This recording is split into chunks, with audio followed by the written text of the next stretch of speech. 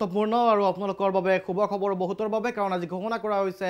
ৰাজ্য চৰকাৰৰ তৃতীয় বৰ্গ নিযুক্তি পৰীক্ষাৰ ফলাফল ৰাজ্যিক নিযুক্তি পৰিষদৰ অধীনত সেৱা অনুষ্ঠিত কৰা এই নিযুক্তি পৰীক্ষাৰ ফলাফল ঘোষণা কৰা হয় দুপৰীয়া 2 বজাত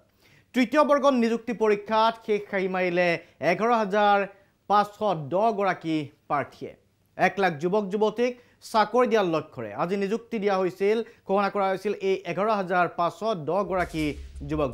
যুৱতীক নিযুক্তি লাভ কৰা প্ৰাৰ্থীসকলক শুভেচ্ছা জ্ঞাপন কৰিছে মুখ্যমন্ত্ৰী ডক্টৰ হিমন্ত বিশ্ব শৰ্মাই ইপিনে কাইলৈ দিনৰ 11 বজাত ঘোষণা কৰা হ'ব চতুৰ্থ বৰ্গৰ নিযুক্তি পৰীক্ষাৰ ফলাফল নতুনকৈ চাকৰি লাভ কৰা এই সকল যুৱক যুৱতীক 11 মেত আনুষ্ঠানিকভাৱে প্ৰদান কৰা হ'ব নিযুক্তি পত্ৰ আৰু এইদৰে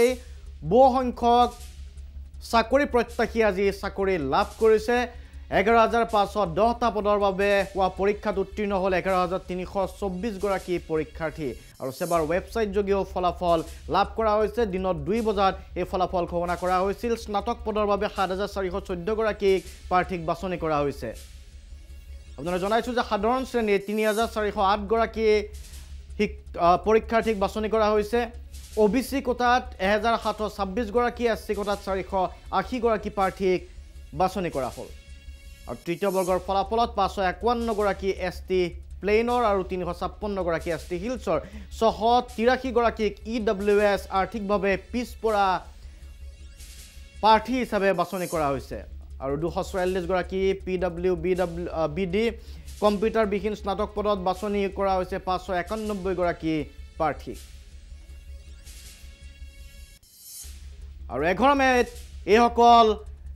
উত্তীৰ্ণ প্ৰাৰ্থীক নিযুক্তি প্ৰদান কৰা হ'ব স্বাভাৱিকতে এটা ভাল খবৰ যিসকলে চাকৰি লাভ কৰিছে যিসকল উত্তীৰ্ণ হৈছে গতিকে প্ৰাৰ্থী আৰু অভিভাৱকৰ প্ৰতিক্ৰিয়াও নিখন্দেহে আহিছে চাই লোৱা হওক অসম চৰকাৰে যিহেতু ইমান ধুনীয়াকৈ এটা এক্সামটো পাতিছে সেইবাবে মুখ্যমন্ত্ৰীক বিশেষভাৱে শলাগিব লাগিব আৰু যিহেতু যোনে যোনে ইয়াৰ লগত জড়িত হৈ আছে তেওঁলোক সকলোকে আমাৰ ফালৰ পৰা ধন্যবাদ জনাইছোঁ ইমান ধুনীয়াকৈ নিকাভাৱে এক্সামটো পতাৰ বাবে আজি আমি যথেষ্ট সুখী আহিছে ৰিজাল্টটো ভালকৈ ইমান দিনৰ পৰা ভাবি থকা সপোন এটা পূৰ হ'ল আজি সেইটো কাৰণে বহুত ভাল লাগিছে ৰিজাল্ট ভালেই হৈছে ভাল লাগিছে মনটো এতিয়া বহুত দিনৰ অপেক্ষা মই ৰিজাল্টটো দিলেগৈ আজি কোৱালিফাইড কৰিছোঁ মানে ঘৰৰ মা দেউতাহঁতেও ভাল পাইছে মনত কি ক'ম মানে আৰু চৰকাৰে স্বচ্ছ আৰু নিকাভাৱে পৰীক্ষাবিলাক পাতিছে আগতেতো এনেকৈ হোৱা নাছিলে কেইবাটাও পৰীক্ষা দিলে সি পাছ কৰিলে এইবাৰ আৰু ভগৱানে কৰাত আৰু মুখ্যমন্ত্ৰী হেৰিয়াতে চাকৰিটো